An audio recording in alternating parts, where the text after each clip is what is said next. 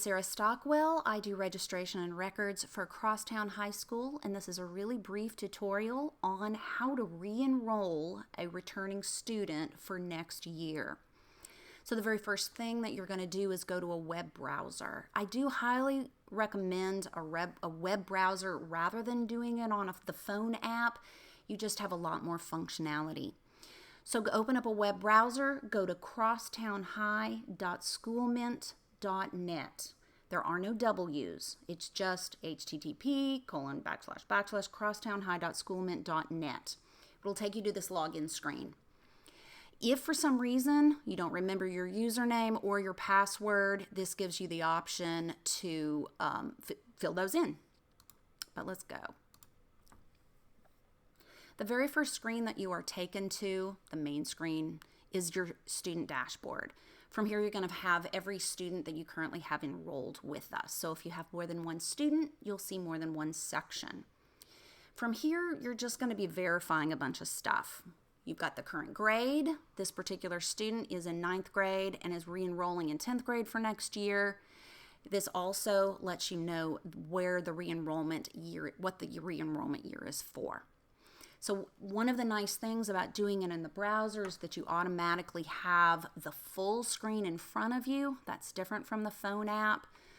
What you're looking for is this green re-enroll button. When you click it, it is going to take you to the forms. One of the nice things for this year is that everything is streamlined for you. A lot of this information has pre-populated from last year's registration or last year's re-enrollment. It gives you an opportunity to verify your information, make changes to your address if you've moved, or like in this particular case, contact preference. Say that you have been receiving email only, but now you would like to get email and texts. It gives you the opportunity to make whatever changes you need.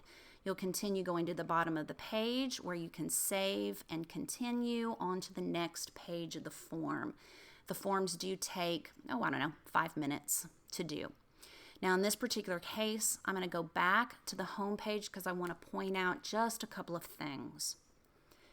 Issues that parents have. One of the main issues that they have is that they're asked for an access code. We're not using access codes this year. We have learned that it just kind of muddies up the water. So I've already taken all of our current students and put them in returning status. That's why you're able to see re-enrollment when you get to this screen. The access code is probably found because you are clicking the Add Returning Student button. It's an easy mistake to make, but when you click that, it gives you a field for you to enter an access code. Because we don't have them, that's when parents get confused. What you're looking for instead is just the re-enrollment button right here. Now the second issue is that maybe a parent wants to withdraw their student for next year. Where do you go for there? Down underneath, you see where it says See All.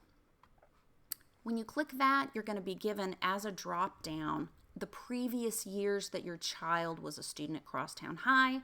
There's the option to withdraw if they're not returning for next year. Or another nice feature is that you can print off a PDF version, or at least see and save a PDF version of your registration materials from the very first year that you were enrolled. That is pretty much it.